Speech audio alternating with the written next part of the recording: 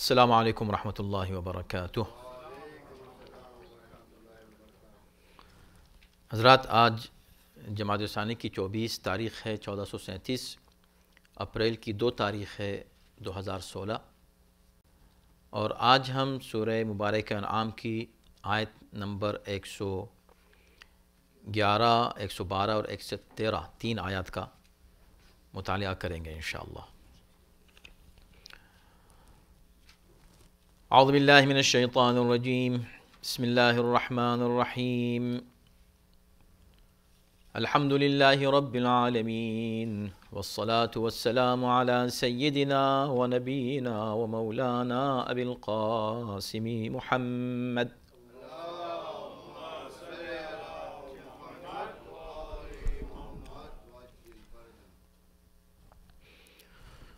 وآلہ الطیبین الطاہرین المعصومین ولعنۃ اللہ علی اعدائہم اجمعین من الآن الى یوم الدین، اما بعد فقد قال اللہ فی کتابہ الکریم۔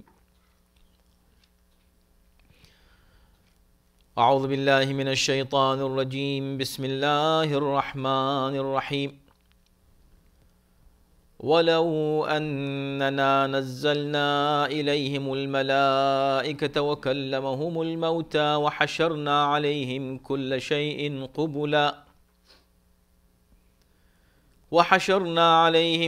شَيْءٍ قُبُلًا مَا كَانُوا لِيُؤْمِنُوا إِلَّا أَن يشاء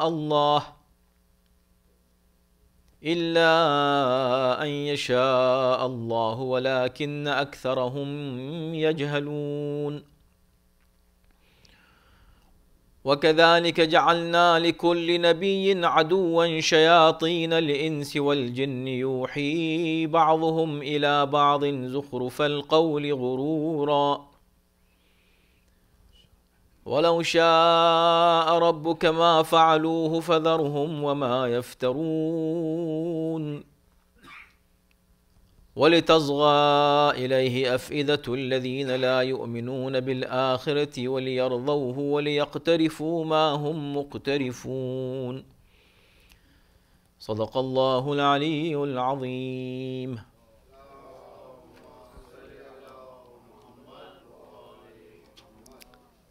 ارشاد ہو رہا ہے کہ اور اگر ہم ان پر فرشتے اتار دیتے اور مردے ان سے باتیں کرنے لگتے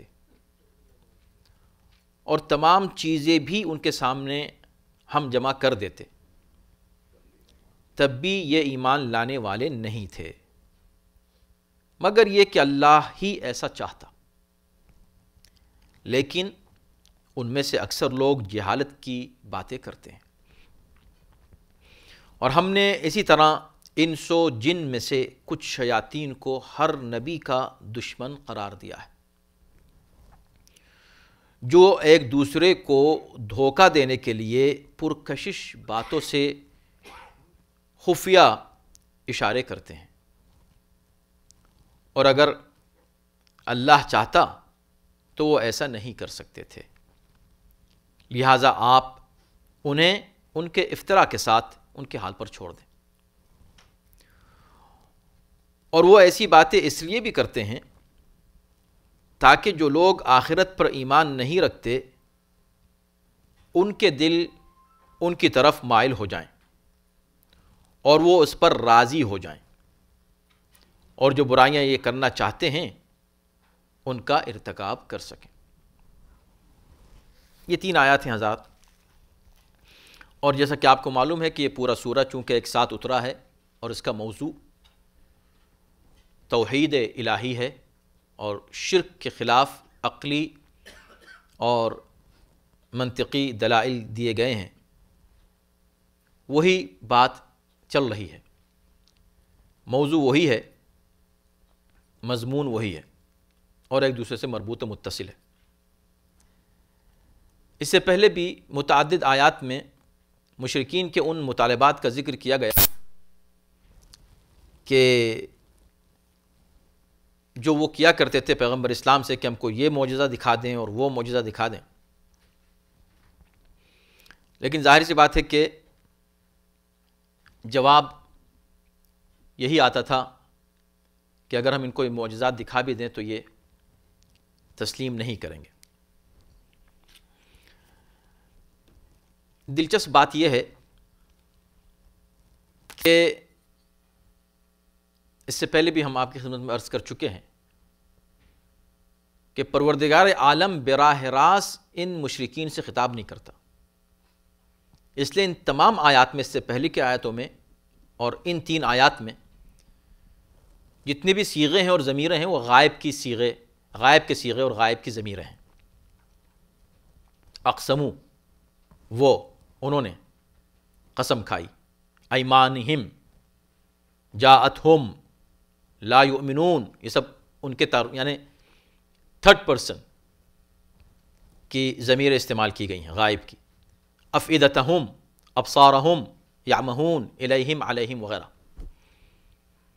اور جہاں ان مشرکین کو مخاطب کرنے کا موقع آتا ہے کہ ان سے بات کی جائے تو وہاں اللہ قل کا لفظ استعمال کرتا ہے اپنے پیغمبر سے کہہ کر کہ آپ کہہ دیجئے، خدا خود نہیں کہتا۔ اس سے ایک بات ہی معلوم ہوتی ہے کہ مومن واقعاً اگر مومن ہے تو اس کے لیے سب سے بڑے افتخار کی بات یہ ہے کہ پروردگار عالم اسے خود خطاب کرتا ہے، یا ایھا الذین آمنوا، اے ایمان لانے والو، اتقوا اللہ وکونوا مع الصادقین، تقوی اختیار کرو اور سچوں کے ساتھ ہو جاؤ۔ یا ایھا الذین آمنوا کتب علیکم الصیام، اے صاحبان ایمان تمہارے لیے روزے واجب کیے گئے ہیں۔ تو اب روزے واجب کرنے کے لیے کوئی کنونس کرے کسی مومن کو، مسلمان کو بھی روزے ضرور رکھو، اس کو سوچنا چاہیے کہ خدا نے براہ راست مجھ سے کہا ہے، اگر میں مومن ہوں مجھ کو اللہ نے خطاب کیا ہے، جبکہ اللہ غیر مومن کو خطاب نہیں کرتا۔ تو قل کے ذریعے سے اللہ خطاب کرتا بھی ہے تو ڈائریکٹ نہیں، انڈائریکٹ، اے نبی تم کہہ دو، میں ان سے بات نہیں کرنا چاہتا، تم کہہ دو۔ اور اسی وجہ سے پورے قرآن میں لفظ قل یعنی کہہ دو، اس کا مطلب یہ ہے کہ نبی کے ذریعے سے کوئی بات پہنچائی جا رہی ہے، اللہ خود براہ راست نہیں کہنا چاہ رہا۔ 332 جگہ لفظ قل استعمال ہوا ہے، 332 ٹائمز قل کا لفظ پورے قرآن میں استعمال ہوا ہے، اور اس میں سے 44 مرتبہ 44 مرتبہ 42 ٹائمز صرف اس ایک سورہ میں استعمال ہوا ہے، سورہ انعام میں، اس لیے کہ یہ پورا سورہ ہے ہی مشرکین کے تعلق سے، یعنی بات ہی جو کچھ ہو رہی ہے اس میں وہ شرک کے خلاف ہے۔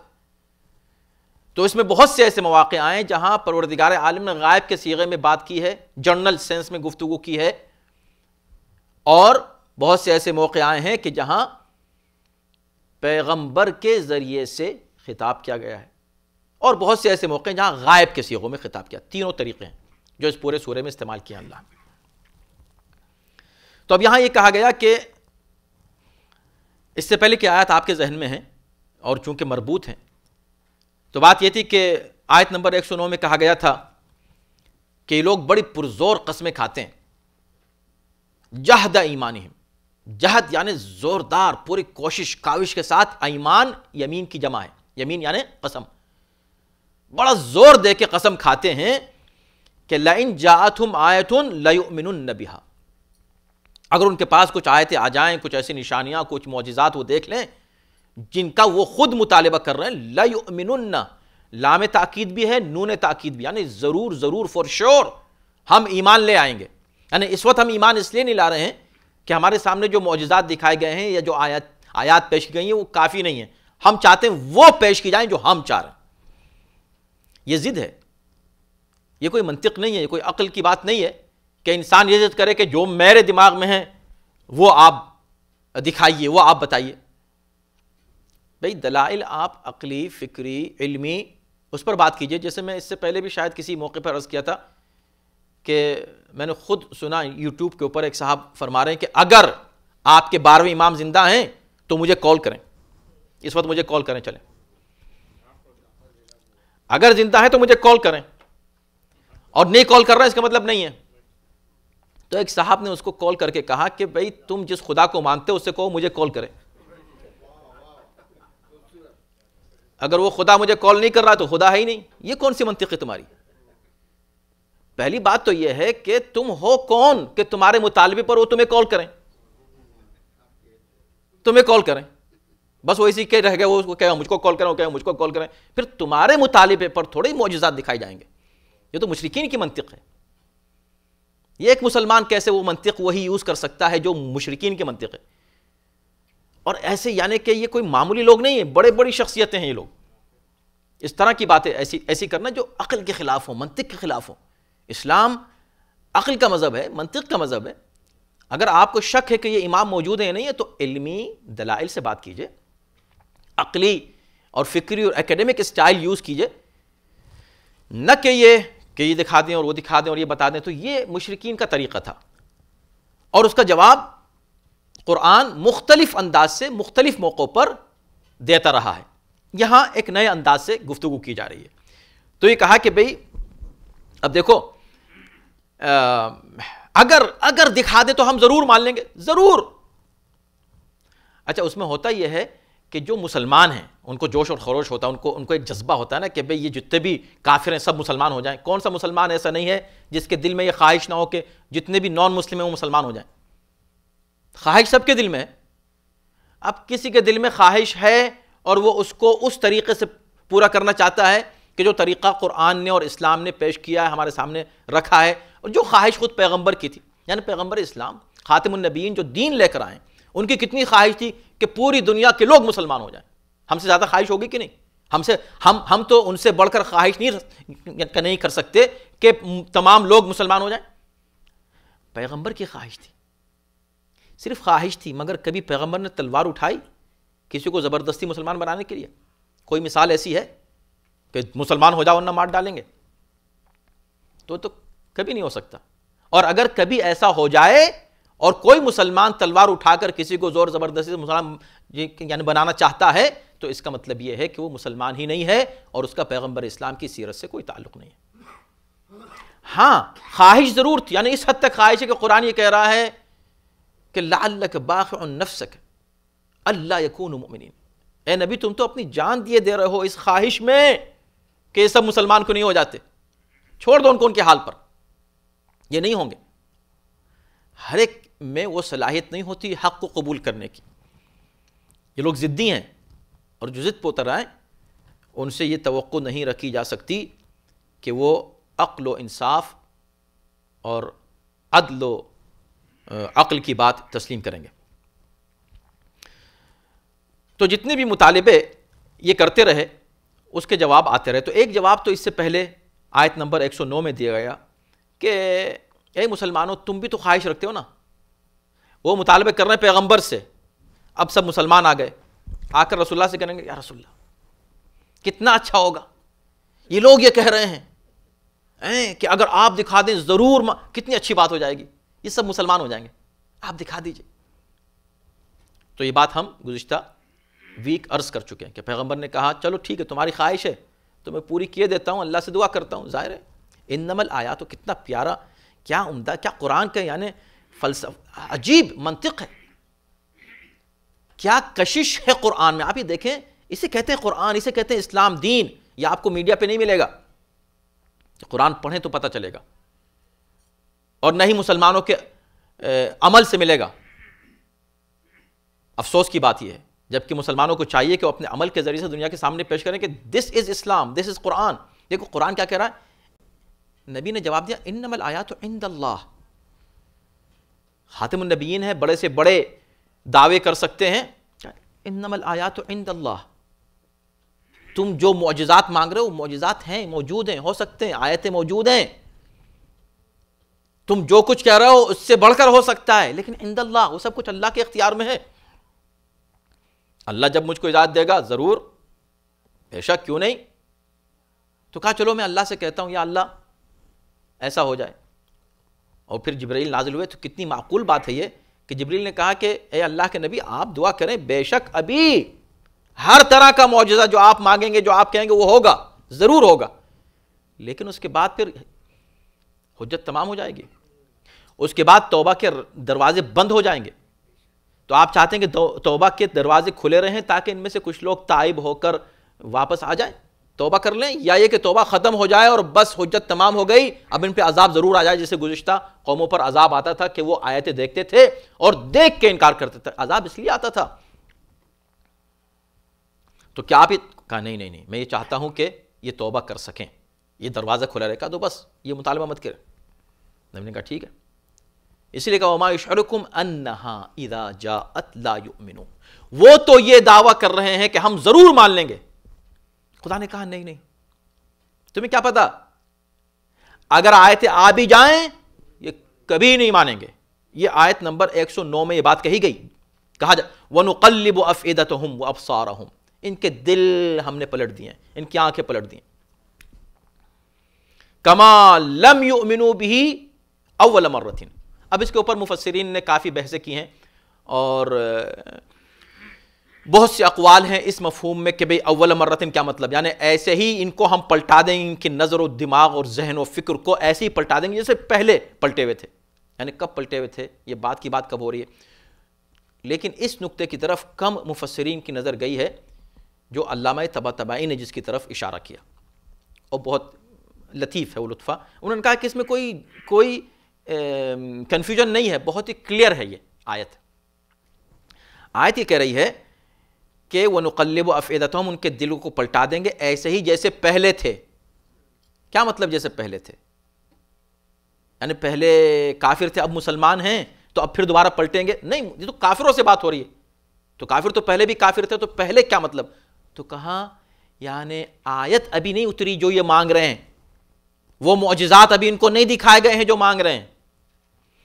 اگر ان کو دکھا بھی دیے گئے تو ان کے دل ویسے ہی پلٹے کے پلٹے رہیں گے، ان کی نظریں ویسے ہی منقلب رہیں گی جیسے آیتیں اترنے سے پہلے ان کے دل تھے، کوئی فرق نہیں آئے گا۔ یہ ہے مطلب اس کا، سمپل ہے، اس میں بحث کی گنجائش نہیں ہے۔ وَنَذَرُهُمْ فِي طُغْيَانِهِمْ يَعْمَهُونَ، اور ہم ان کو ان کے اسی طغیان میں، سرکشی میں چھوڑ دیں گے۔ دیکھیں یہ ہے اسلام، دیکھیں کتنی پیاری بات ہے، ہم ان کو اسی حال میں چھوڑ دیں گے۔ بھئی خدا ہے، پروردگار، اس سے پہلے بھی کہا جا چکا ہے کہ ہم چاہیں، اگر ہم چاہتے تو شرک ہی نہیں کرتے۔ تو اللہ کوئی زور زبردستی نہیں کر رہا ہے، اب وہ ضد کر رہے ہیں تو خدا فوراً کوئی عذاب نازل کر دے، فوراً نہیں، ایسا نہیں کہ فوراً عذاب آئے۔ ضد کر رہے ہیں، نہیں مان رہے ہیں تو ٹھیک ہے، جانے دو۔ اسلام کو بدنام کیا گیا کہ اسلام تلوار سے پھیلا، اسلام تلوار سے کیوں پھیلے گا؟ وائی؟ جو اسلام کا بھیجنے والا ہے جب وہ زبردستی نہیں کر رہا ہے، اگر خدا چاہے، آپ سوچیں کون ہے جو کافر رہ جائے گا اگر خدا چاہے تو؟ جب خدا نہیں زبردستی کر رہا ہے اور نبی سے کہا جا رہا ہے کہ تم چھوڑ دو ان کے حال پر۔ ابھی آج جو ہم نے آیتیں پڑھی اس کے اندر یہ جملہ آئے گا کہ یا رسول، اے ہمارے حبیب، آپ ان کو ان کے حال پر، ان کو اور ان کی افتراء پردازی کو، دونوں کو ان کے حال پہ چھوڑ دیں، چھوڑ دیں۔ اس لیے کہ لوگ نہیں ماننے والے، نہیں سننے والے تو کیا تلوار لے کے ان کو زبردستی کہیں کہ نہیں مانو ضرور، نہیں تو مار ڈالیں گے؟ ایسا نہیں ہے اسلام میں، ایسا کہیں نہیں ہے، صرف اسلام کو بدنام کرنے کے لیے ایسا کہا جاتا ہے۔ یا یہ کہ اگر کچھ مسلمانوں نے کہیں پر کسی ایک علاقے اور خطے اور تاریخ کے کسی ایک حصے میں ایسا کیا ہے تو اس کو اسلام پر نافذ کر دیتے ہیں، اسلام پر اس کا الزام لگا دیتے ہیں۔ اسلام اور ہے، مسلمان اور ہیں۔ اگر مسلمان کوئی غلطی کرے اس کا مطلب نہیں کہ اسلام غلطی کر رہا ہے۔ آج یہ جو دہشت گرد ہیں، ٹیررسٹ ہیں، اگر یہ غلطی کرتے ہیں اسلام کے نام کے اوپر، قرآن کی آیتیں پڑھ کے لوگوں کو ذبح کرتے ہیں، اس کا مطلب نہیں کہ قرآن کہہ رہا ہے ایسا، وہ قرآن کا غلط انٹرپریٹیشن کرتے ہیں، وہ خود ذمہ دار ہیں، اسلام اس کا ذمہ دار نہیں ہے۔ تو ان کے حال پہ چھوڑ دیں۔ اس کے بعد جب آج کی آیتیں، اب جو ہم نے آیتیں پڑھی ہیں، اب اس میں کہا جا رہا ہے کہ جب ہم ان سے ان کے مطالبے کے مطابق، اگر ہم ولو اگر، اور ظاہر ہے کہ یہاں پر اب یہ نیا پارہ یہاں سے شروع ہوتا ہے، اور میں عرض کر چکا ہوں کہ جو پارے ہیں 30 پارے، یہ پیغمبر اسلام نے نہیں بنائے تھے، سورے پیغمبر نے ضرور بنائے ہیں۔ 114 سورے رسول اللہ کی زندگی میں تھے، اور انہوں نے ہی آیات کو جو اترتی رہیں وہ حکم دیتے رہتے کہ اس آیت کو اس سورے میں شامل کر دو۔ لیکن یہ جو تقسیم ہے 30 پاروں کی، یہ پیغمبر اسلام کے زمانے میں نہیں تھی. بعد کے مسلمانوں نے یہ سوچ کر کے مہینے میں ہم اگر پورا ایک قرآن ختم کر لیں اس کو 3 حصوں میں تقسیم کر کے، تو کوئی حرج نہیں، اس میں کوئی برائی کی بات نہیں ہے. اس لیے ہم لوگوں نے بھی قبول کیا، تمام علماء نے اس کو قبول کیا کہ کوئی بات نہیں، 30 پارے ہوں تو کوئی حرج نہیں. تو اس اعتبار سے بھی یہ جزء ثامن شروع ہو رہا ہے، یعنی 8واں پارہ آج شروع ہو رہا ہے. وَلَوْ أَنَّنَا نَزَّلْنَا سے. تو اتنے 12 سال کے عرصے میں ہم لوگ صرف 7 پارے تمام کر چکے ہیں. پروردگار انشاءاللہ زندگی اتنی دے کہ ہم لوگ پورے قرآن کو انشاءاللہ تفسیر مکمل کر سکیں، اس لیے کہ ہفتے میں ایک بار کا یہ موقع ہوتا ہے اور صرف 40 منٹ، تو ظاہر سی بات ہے کہ اس میں ہم زیادہ کور نہیں کر پاتے اور بہت سی باتیں پھر بھی رہ جاتی ہیں. تو لو اننا نزلنا الیہم الملائکہ، اگر ہم ان کے اوپر ملائکہ کو نازل کر دیں. اب لطف لینا ہوتا ہے قرآن کی بلاغت کا، یعنی اگر ہم صرف ٹرانسلیشن کر کے گزر جائیں تو مزہ نہیں آ سکتا، کوئی مزہ ہی نہیں آئے گا. جب تک آپ دیکھیں کہ الفاظ کی سیٹنگ کیسی ہے قرآن میں، جملوں کی سیٹنگ کیسی ہے، بات کس طرح کہی جا رہی ہے، اسلوب کیا ہے، اسٹائل کیا ہے. تو اپیرنٹلی ایک سمپل بات، بالکل سمپل سی بات ہے. کیا؟ وَلَوْ أَنَّنَا نَزَّلْنَا إِلَيْهِمُ الْمَلَائِكَةَ وَكَلَّمَهُمُ الْمَوْتَى، اگر ہم ان کے اوپر آسمان سے فرشتے نازل کر دیں. نزلنا یعنی فرشتے زمین پہ بھی رہتے ہیں، مگر نزلنا کا مطلب کیا ہے کہ آسمان سے اتر آئیں، آسمان والے فرشتے ان کے پاس آ جائیں. وَكَلَّمَهُمُ الْمَوْتَى، اور ان سے مردے بات کرنے لگیں. وَحَشَرْنَا عَلَيْهِمْ كُلَّ شَيْءٍ قُبُلًا، اور ہم ہر چیز کو قبولا، قبول قبیل کی جمع ہے، اور قبیل کے 2 معنی ہو سکتے ہیں. یا تو یہ کفیل کے معنی میں ہے اور صنف کے معنی میں. صنف یعنی جماعت، گروہ در گروہ، جماعت در جماعت، ہر چیز بہت بڑی تعداد میں ان کے پاس آنے لگے. ہر گروہ، ہر شے، ہر چیز، ہر صنف، ہر ویرائٹی. تو قبولہ یہ مطلب بھی ہو سکتا ہے، اور قبولہ مقابلے سے، یعنی ان کے بالکل سامنے آ جائیں، روبرو دیکھ لیں، بالکل دیکھ لیں. جیسے اس سے پہلے کی اسی سورہ کی آیت میں ذکر کیا گیا، سورہ انعام ہی کی آیت نمبر 7 میں ہے کہ وَلَوْ نَزَّلْنَا عَلَيْكَ كِتَابًا فِي قِرْطَاسٍ، اگر ہم ان کے پاس کاغذ پر لکھی ہوئی، پیپر پر، اس طرح کا ایک پیپر ہو، اس پر لکھی ہوئی ایک تحریر آسمان سے نازل کر دیں. نہ صرف نازل کر دیں کہ وہ دیکھیں،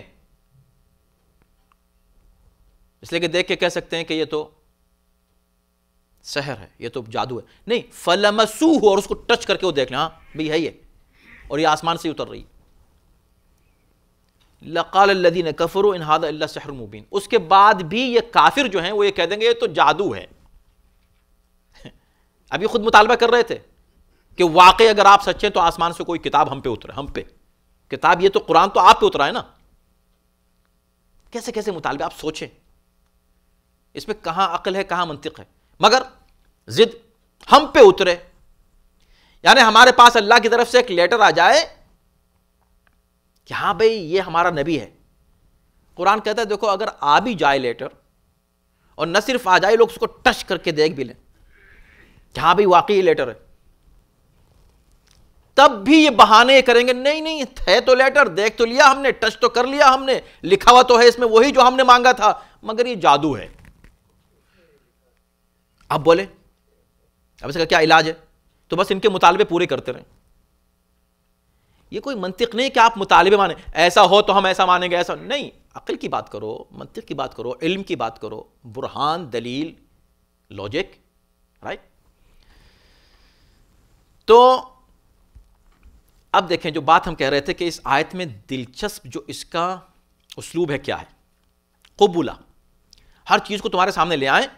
ما کانوا لیؤمنوا، یہ پھر بھی ہرگز ایمان نہیں لائیں گے، ہرگز یہ لوگ پھر بھی ایمان نہیں لائیں گے. تو مزہ اس میں یہ ہے جب آپ پڑھیں گے اس آیت کو کہ بظاہر تو آپ ایسے پڑھ کے گزر گئے، بات یہ ہے کہ قرآن میں متعدد موقعوں پر متعدد آیات میں ان مشرکین کے مطالبات کا تذکرہ کیا گیا، اور طرح طرح کے مطالبے ہیں. اگر ان کی فہرست بیان کی جائے تو اس میں کافی وقت گزر سکتا ہے ہمارا، تو ہم نہیں چاہ رہے ہیں کہ اس کی تفصیل بیان کریں. اگر آپ چاہیں تو اسی سورہ انعام میں سورہ مطلب آیت نمبر 7 دیکھ لیجئے، آیت نمبر 35 دیکھ لیجئے، اور بھی آیات ہیں اسی سورہ میں بھی ہیں، اور اس کے علاوہ دوسرے سوروں میں یہ مل جائے اور یہ مل جائے اور یہ خزانے نکل آئیں اور یہاں آسمان سے جو ہے لٹکا ہوا ایک لیٹر آ جائے، اور یہ سب چیزیں، یہ سب باتیں مانگتے رہے. ان کے جتنے مطالبے تھے، جتنے، یعنی اگر فہرست بنا کے ہو سکتا ہے 100 مطالبے ہوں مثلا، ان کی تعداد 100 ہے. تو کمال اس آیت میں یہ ہے کہ ان تمام مطالبات کو جمع کر دیا 3 جملوں میں، ان 3 sentences. یہ ہے کمال اور یہ لطف. اس لیے کہ دیکھیں قرآن میں یہ کہ جب تک آپ غور نہیں کریں، افلا یتدبرون القرآن، قرآن میں تم غور نہیں کرو گے تو کوئی مزہ نہیں آئے گا. پڑھ کے گزر گئے. بہت سے لوگ کہتے ہیں میں ٹرانسلیشن پڑھ لیتا ہوں. ہاں بھائی بہت اچھی بات ہے، ضرور پڑھیں ٹرانسلیشن، مگر اس کے آگے کی بات بھی ہے. تدبر فی القرآن، قرآن میں تدبر کرنا ہے. دیکھیں 3 جملے ہیں. اب ظاہر سی بات ہے کہ کوئی دعویٰ کوئی بھی نہیں کر سکتا کہ میں ہر بات سمجھ گیا، لیکن اتنا ضرور ہے کہ ہم جن تفاسیر کا مطالعہ کرتے ہیں کہ ان میں یہ پہلو نہیں ہے. یعنی ضروری نہیں کہ ہر مفسر کی نظر اس پہلو پہ چلی جائے. تو یہ ایک نکتہ ہے جو ہمارے سامنے آیا، ہم آپ سے شیئر کر رہے ہیں. تو 3 جملے ہیں. نزلنا علیہم، اگر ہم ان پر ملائکہ نازل کر دیں، اگر مردہ ان سے گفتگو کرنے لگے، اگر ہر چیز ان کے سامنے پیش کر دی جائے. یہ 3 جملے ہیں. تو یہ 3 جملوں کا انتخاب کیوں ہوا؟ اتنے انہوں نے مطالبے کیے ہیں، اتنے مطالبوں میں سے ان 3 کا ذکر کیوں ہو رہا ہے؟ اس لیے کہ خدا تمام ان 100 یا 1000 یا 2000 مطالبوں کو ان 3 جملوں میں جمع کرنا چاہ رہا ہے. اس لیے کہ ان کے جتنے مطالبات تھے ان کا تعلق یا آسمانی معجزات سے تھا یا زمینی معجزات سے، یا ان معجزات سے تھا کہ جن کا تعلق صاحبان عقل سے ہے، افراد سے، یا جو چیزیں جان اور عقل نہیں رکھتی بے جان چیزوں سے، بے عقل چیزوں سے، یعنی اشیاء سے، یا اشیاء یا افراد. ان سب کو جمع کر دیا تینوں، آسمان، زمین، افراد، اشیاء. آسمان سے اگر، یعنی عجیب ترین چیز ہوگی اگر آسمان کے معجزات میں سے چاند اور سورج ہلنے لگیں، یہ اتنے عجیب نہیں ہے جتنا فرشتہ آ کر بات کرنے لگے.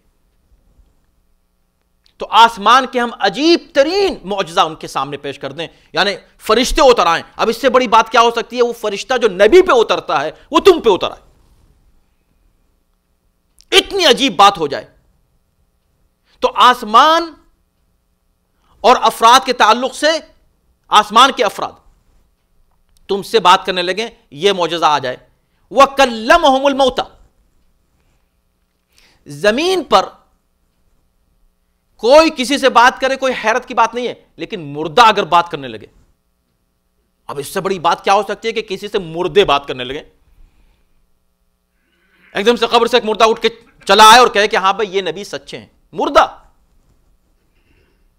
اب سوچیں کہ اب اس سے بڑی بات ہو سکتی ہے کہ مردے اٹھ گئے اور تم سے بات کر رہے ہو، کہیں کہ بھئی یہ پیغام جو تم کو مل رہا ہے یہ اللہ کی طرف سے. مردے بات کرنے لگے. تو یہ زمین کا سب سے بڑا معجزہ یہ ہوگا افراد کے تعلق سے کہ مردے بات کرنے لگے. تو یہ تو افراد ہیں، فرشتے اور مردے انسان، یہ افراد ہیں. پھر انہوں نے بہت سی اور چیزوں کا مطالبہ کیا تھا. تو خدا نے کہا حشرنا. حشرنا، حشر کہتے ہیں جمع کرنے کو. اس لیے قیامت کے دن کو یوم حشر اس لیے کہا جاتا ہے کہ اللہ اس دن ہر ایک کو جمع کر لے گا.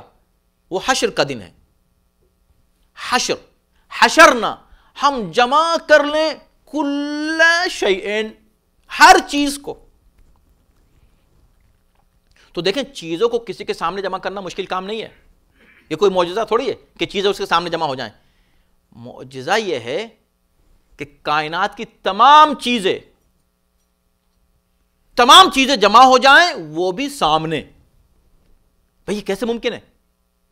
مگر خدا کہہ رہا ہے کہ ناممکن بھی خدا اپنی قدرت سے ان کے لیے ممکن بنا دے. اب تمام اشیاء آ گئیں، اب بتائیے کون سا مطالبہ رہ گیا؟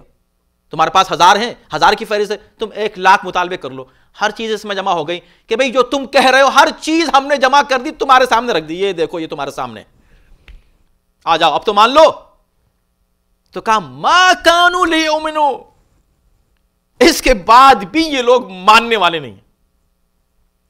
دیکھیں یہ وہ منزل ہے جہاں قرآن کہتا ہے ختم اللہ علی قلوبہم، اللہ نے ان کے دلوں پر مہر لگا دی ہے. جو لوگ کہتے ہیں یہ اللہ نے مہر لگا دی ہے تو بیچارے کیا کر سکتے ہیں، بیچارے نہیں، یہ چونکہ ضد کی اس منزل پر پہنچ گئے تو مہر کا مطلب یہ ہے کہ خدا اب یہ کہہ رہا ہے، ٹیسٹیفائی کر رہا ہے کہ اب یہ کبھی بھی حق بات تسلیم نہیں کر سکتے.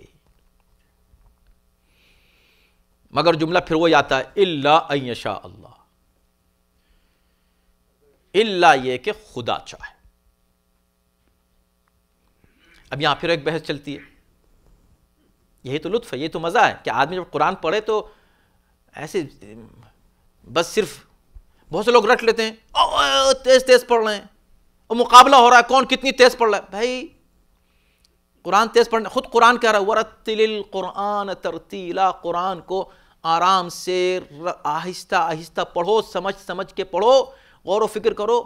اور جیسا میں کہتا ہوں واقعاً قرآن پڑھنے لگتا ہے جو اسے اتنا لطف آنے لگتا ہے کہ اگر اسے تھوڑا ٹائم ملے،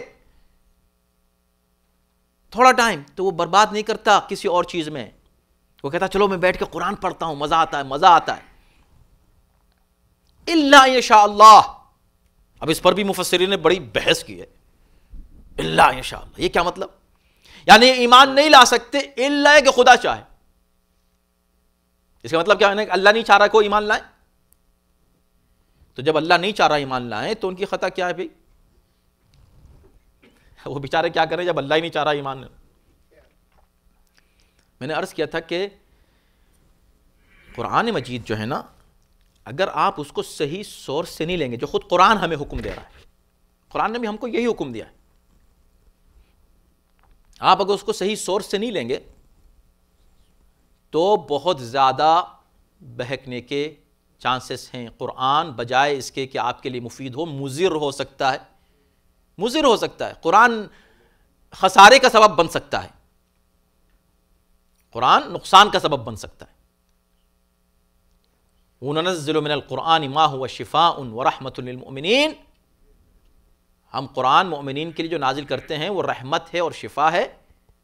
وَلَا يَزِيدُ الظَّالِمِينَ إِلَّا خَسَارًا، مگر یہی قرآن جو مومنین کے لیے رحمت و شفا ہے، یہ ظالمین کے لیے کچھ نہیں ہے سوائے خسارے کے. قرآن آپ کسی سے کہیں کہ قرآن تمہیں خسارہ پہنچائے گا، قرآن خسارہ؟ قرآن تو خسارے کی چیز ہے. نہیں، قرآن خسارے کی چیز ہے، تمہاری نیت پہ ڈیپینڈ کرتا ہے. اگر ظلم کے ساتھ پڑھو گے قرآن کو تو خسارہ ملے گا. تو صحیح سورسز سے قرآن کو لینا چاہیے. الا ان شاء اللہ. اب پریشان ہے کہ بھئی یہ کیا؟ تو اس کو یوز کیا لوگوں نے اس طرح کی آیات کو. ایک گروہ بنا مجبرہ کا، مجبرہ، جبر، یعنی اللہ کی طرف سے ہے جو کچھ ہے، بس اللہ کرتا ہے. اس کو پھیلایا کن لوگوں نے؟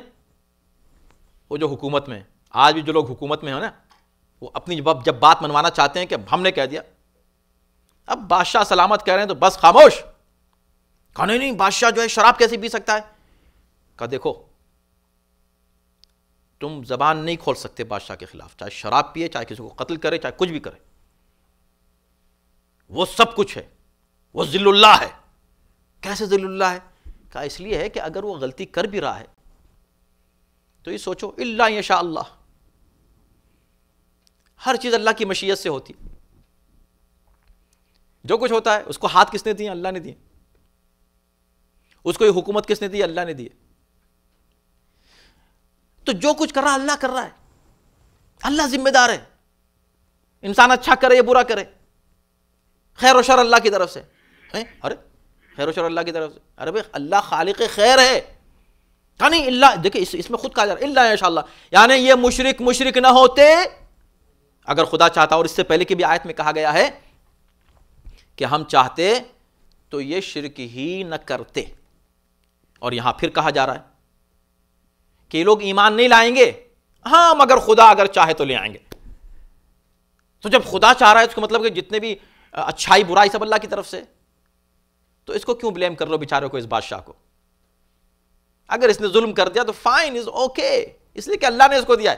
تو اس نظریے کو پھیلانے کی کوشش کی، جبکہ خدا ایسا نہیں کر رہا ہے. یہ نہیں، اگر اس کو مان لیا جائے کہ ہر چیز اللہ کی طرف سے ہے تو بھائی پورا دین برباد، ختم.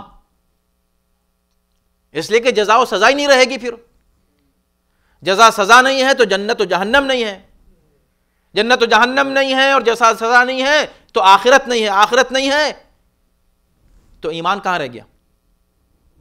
کس چیز کا ایمان ہے؟ پورے قرآن میں اللہ اور آخرت پر ایمان تو بنیادوں کی بنیاد ہے. ختم ہو گیا، ہر چیز ختم ہو گئی. اللہ عادل ہی نہیں رہا. اور اگر پھر بھی سزا دے دے کہ نہیں ہے تو آخرت، سزا پھر بھی ملے گی، پھر کیوں مل رہی ہے بھائی؟ گناہ وہ کروا رہا ہے، سزا بھی دے رہا ہے. تو یہ سب باتیں سوچنے کی ہیں، سمجھنے کی ہیں، غور فکر کرنے کی ہیں، اور ان مسائل کو حقیقی سورسز سے سمجھنا لازم ہے. الا ان یشاء اللہ کا مطلب ہرگز یہ نہیں ہے کہ خدا ان کو روکے ہوئے ہے ایمان لانے سے، نہیں. اس کا مطلب یہی ہے جو اس سے پہلے کی بھی آیتوں میں ہم نے پڑھا، جس میں یہ کہا گیا تھا کہ وَنُقَلِّبُ أَفْئِدَتَهُمْ وَأَبْصَارَهُمْ، ہم ان کے دلوں کو پلٹ دیں گے، ہم ان کی آنکھوں کو پلٹ دیں گے. اللہ پلٹے کا مطلب کیا؟ یا زینا لکل امت عملہم، ہم نے ہر امت کے لیے اس کے عمل کو زینت دی ہے. یہ کافروں کو جو زینت، جو اچھا لگتا ہے نا، ان کا دین، ان کا مذہب، ان کے عقیدے، یہ ہم نے زینت دی ہے.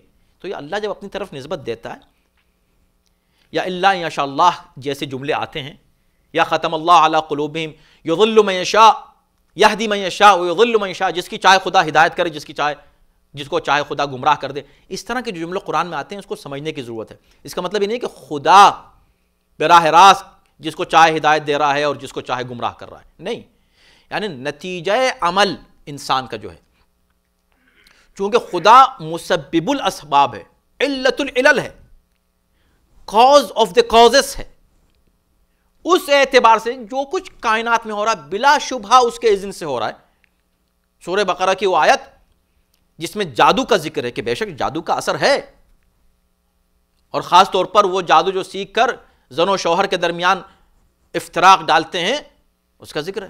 یفرقون به بین المرء وزوجہ، مگر قرآن نے صاف کہہ دیا وما هم بضارین به من احد الا باذن اللہ، لیکن وہ کسی کو بھی نقصان یہ جادوگر نہیں پہنچا سکتے الا باذن اللہ، صرف اللہ کے اذن سے. اس کا مطلب نہیں ہے کہ وہ جو جادو کر رہے ہیں تو وہ اللہ کروا رہا ہے، نہیں.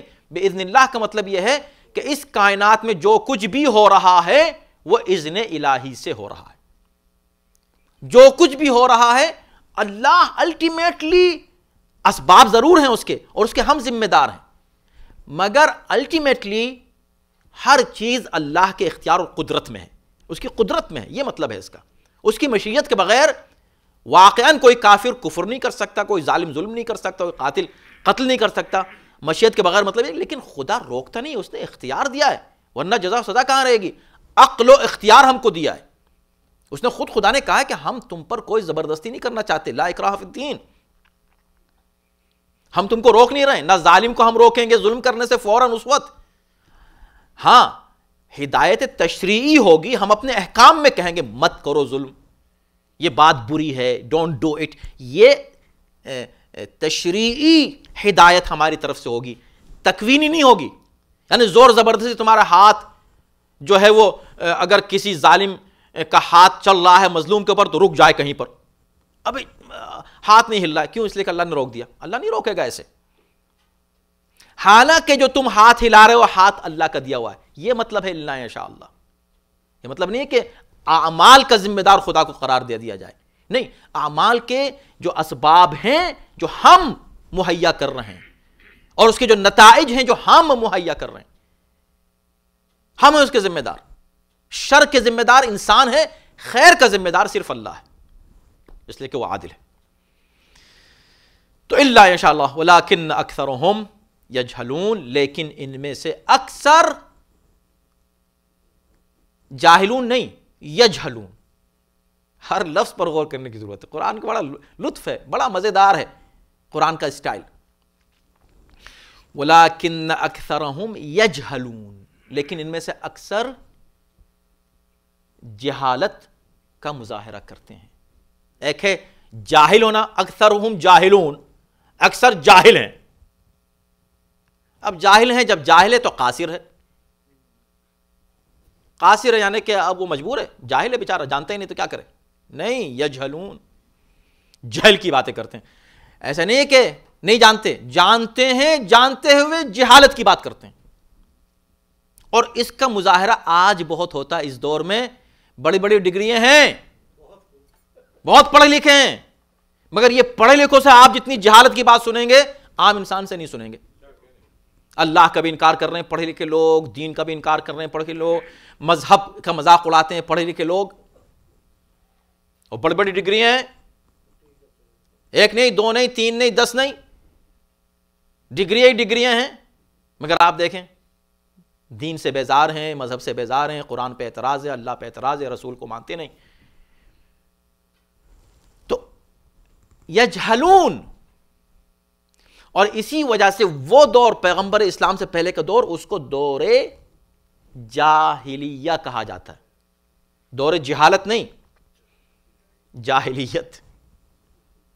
ایسا نہیں تھا کہ سب جاہل تھے، بڑے بڑے اس وقت کے، اس دور کے کلام آج یونیورسٹیز میں پڑھائے جاتے ہیں عربی ادب میں.